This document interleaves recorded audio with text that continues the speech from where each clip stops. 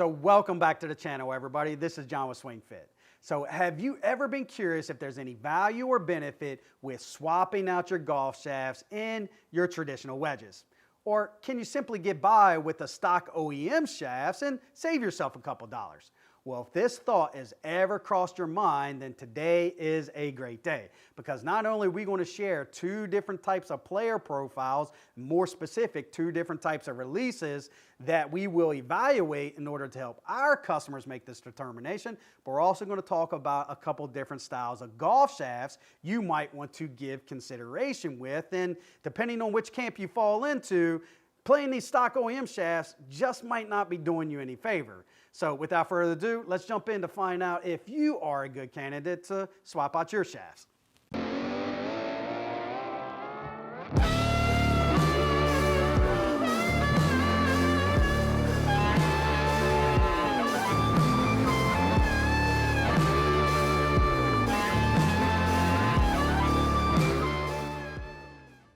So before we dive into today's topic, I do want to take a quick second to welcome any new viewers to the channel. So if this happens to be your first time and you're interested in learning a little bit more about the club fitting process, then definitely do yourself a favor. Consider hitting that subscribe button below and turn on that bell so that way you don't miss out on any of our new content. And if you're not new to the channel, thank you guys so much for helping us make 2021 such a great year. And please do us a favor. Continue to keep your comments and your questions coming in so that way we can help you find the answers to the questions that you're searching for. Now, unlike some of our other videos we've done in the past where usually we will make you wait until the entire end of the video just to get the surprise ending, today we're going to flip the script and we're going to lead things off with the punchline. So call it an early Christmas present. And what's really cool about this information is it's not going to break the bank. It doesn't require some crazy exotic golf shaft to be installed in your wedges, and it's already been validated by some of the best players on tour. Heck, I'll even go as far to say that up until about 8 to 10 months ago,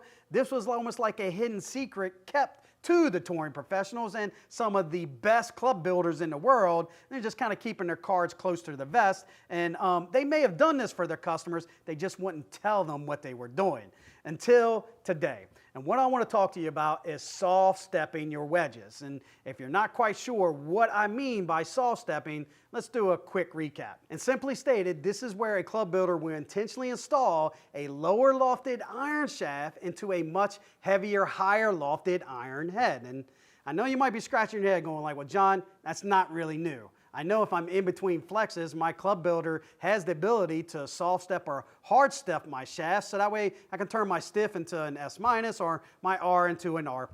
And you would be correct. But did you know that some of the best players on the tour actually prefer to soft step their wedge shafts 3 times? So that means they intentionally take an 8-iron shaft and put it into a heavier wedge head. And some of the reasons why the guys on tour prefer this approach over a traditional wedge shaft is that they have claimed that it gives them a little better control around the greens, especially on those shorter shots, those partial swings. They can get a little lower launch, a little higher spin, and they definitely have reported that it's a lot different of a feel than that of a traditional wedge shaft. They just said that I can actually feel the wedge passing the hands or releasing through the shot, even though they may not be applying any effort. And if you ever watch John Rahm or Rory McIlroy hit a full-on wedge shot, it doesn't look like they're swinging the club whatsoever, but yet somehow they're able to get the ball to hop off the face and stop on a dime. And I can almost guarantee you it's likely because of this soft step approach. And tonight, we're going to run it through its paces. And to help us complete this test, we're going to be using these bad boys right here. The brand new Mizuno T22 denim copper wedges. And heck, let's just go ahead and bring up the tail of the tape, because all things being equal, this is about as fair as a fight can be, because it's apples to apples with the exception of the golf shaft. So same loft, same grind, same bounce, same swing weight, same length, same everything. The only difference is that of the shaft. We are using the exact same make and model, so it is a True Temper Dynamic Gold S300 shaft. One just has a traditional wedge shaft. The other one has a soft step 8-iron shaft in it. So without further delay, let's hit some shots. Now, just like in last week's testing, we are going to hit back-to-back series of shots. So we're going to hit 7 to 10 shots with the traditional wedge shaft first, and then we're going to hit another 7 to 10 shots with the soft step 8-iron shaft, which is also known as the dynamic gold spinner shaft. Not to really be confused with the original dynamic gold spinner shaft, this bad boy here with the hourglass design there in the middle. You know, a true dynamic gold spinner shaft that we're talking about is nothing more than a soft step 8-iron, and you know, that's what True Tempers actually rebranded the spinner shaft with.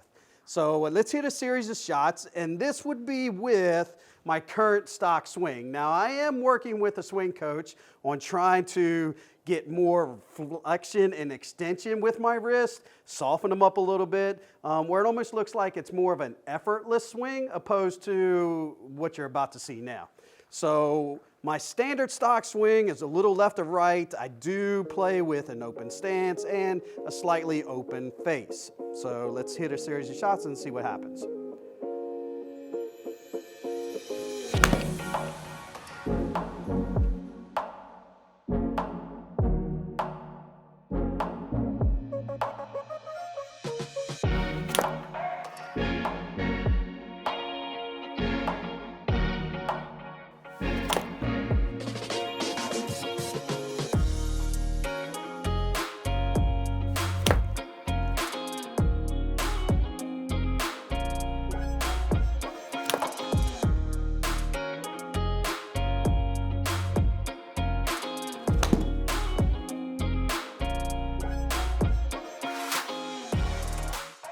Not bad. I mean, and this is definitely my stock swing, something I feel comfortable with, something I can actually feel I can control how much dynamic loft is presented at the moment of impact, and it's just worked well for me, but I feel that sometimes I swing the club a little too hard and I could probably swing with a little less effort. So let's hit another series of shots with the soft step 8-iron and see how it does.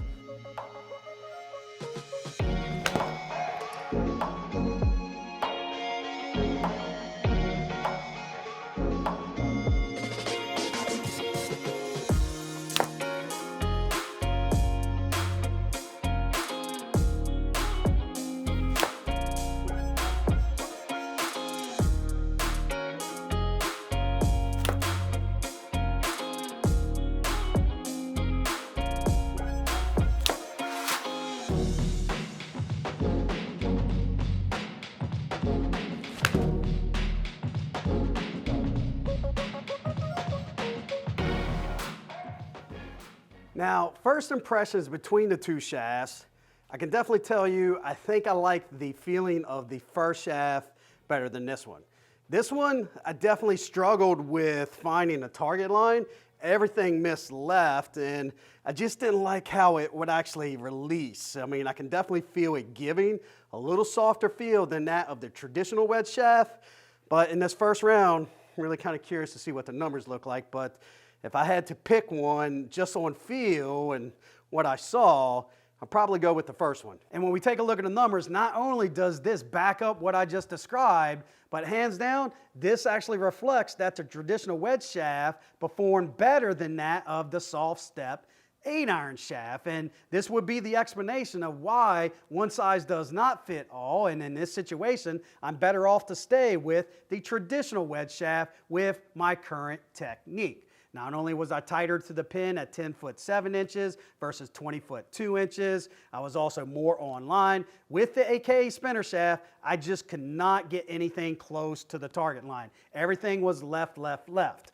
Now, although launch, descent, and peak all dropped, in which we would want to see, the column we needed the most did not get any better. In fact, I actually spun the ball higher with the traditional wedge shaft, and this is the #1 reason why we would never recommend the soft step approach for somebody with a little faster swing speed, maybe a little aggressive tempo, likes to actually pull on the handle, or actually has a fast transition, very similar to my original technique. Simply stated, the golf shaft never has a fighting chance in hell to get out of trail deflection because because of the load that's being applied to it. And when it does release, it's likely not going to release until after you get past the golf ball. So round 2, we're going to actually flip them, and this time we're going to hit the soft step 8-iron shaft first, and we do got a brand new golf ball down. Now this is going to be using the new technique swing. And here the thought process is trying to get a little bit more wrist set in the backswing. So not super crazy, and I'm not really trying to get lag, but I do want to loosen up those wrists so that way I can get a little bit more flexion and extension in my wrists, so that way it's just not all body. And I have been working on this for a couple weeks, but it's not 100% perfect, but let's give it a rip and see how it does.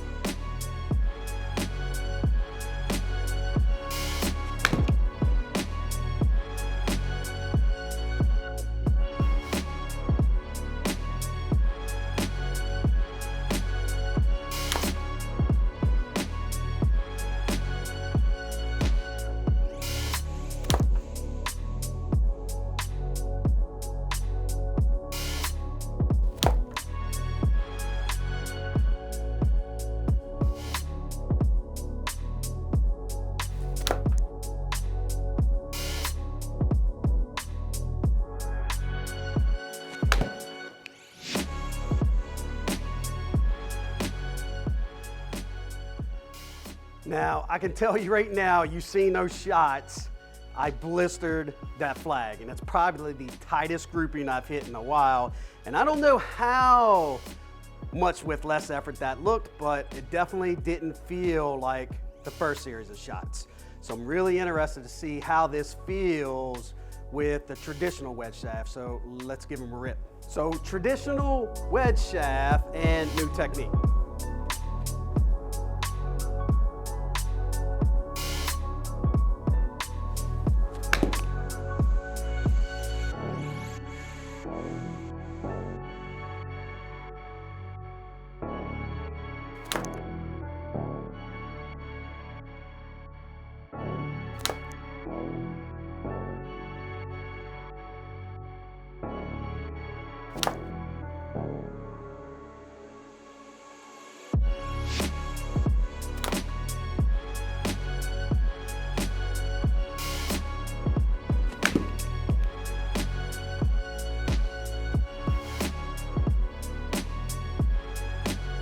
Now guys, I don't really need to look at the numbers to know that this round of testing, the soft stepped 8-iron shaft, AKA the DG spinner, it actually won hands down. And it actually won hands down out of the entire evening because it was the tightest grouping whatsoever. And we're gonna take a look at the numbers, but for this one here, it's just that technique does not work well with the stiffer golf shaft. A shaft with a little longer active tip section actually did well, and it's almost like I didn't have to try to force the club to actually close. It actually did it on its own, and that's really what it's supposed to do. So let's take a look at the numbers. Now in this last set of numbers that we're going to take a look at, we're going to just compare the first time we hit the soft step 8 versus the second time we hit the soft step 8. So all things being equal, an exact same golf club, brand new golf ball, but the only difference was technique. The first time was more of an aggressive, hard pull on the handle. The second time was more of an effortless swing, getting a little bit more flexion and extension, maybe even a little shorter backswing to just let the wrist kind of do more of the work opposed to the body. And here you can definitely see it's night and day. I mean, take a look. You know, the first time we hit the soft step 8, 20'10" proximity to the hole. Take a look at this one. 5'6". I mean, we are lit up like a Christmas tree. You know, 3 of the 6 shots all within 6 feet. That's crazy, crazy good. I mean, and I'm usually not that good, and this felt really, really damn well. Same apex, same landing angle, same launch. The only box we was concerned about the first time was spin. Did we check it? And 100% without question, we went from 10,000 RPMs of backspin the first time to 10,600. And this is the reason why golf shafts matter. And it's just not the golf shafts, it's about matching up the golf shafts with the appropriate swing. So in closing, we truly hope you found value in this information we share with you today. As a quick recap, if you have more of an aggressive type of swing, maybe a little faster tempo, like to actually swing your wedges full bore, I'm talking about pedal to the metal and it looks like you're swinging an iron, then definitely steer clear of this soft stepped approach. It's actually not going to work well for you. Now, if you have more of a Freddie Couple style swing, a little smoother tempo, maybe even a little controlled tempo, where you can actually see the shaft setting in the backswing and then actually looks like it's gaining a little bit of lag in the downswing, then definitely this would be a great option for you because the shaft itself is actually going to help you kick through the shot, so that way you don't have to actually swing it super fast. So depending on which camp you fall into, you might want to steer in one direction or the other, and at least we hope this information can help you make that decision. So if you have any questions or comments, do me a favor, leave them in the remarks below, and until next week, don't forget to take a look at one of these videos over here, because there just might be a couple golden nuggets that can help you take your game to another level. So thanks for watching.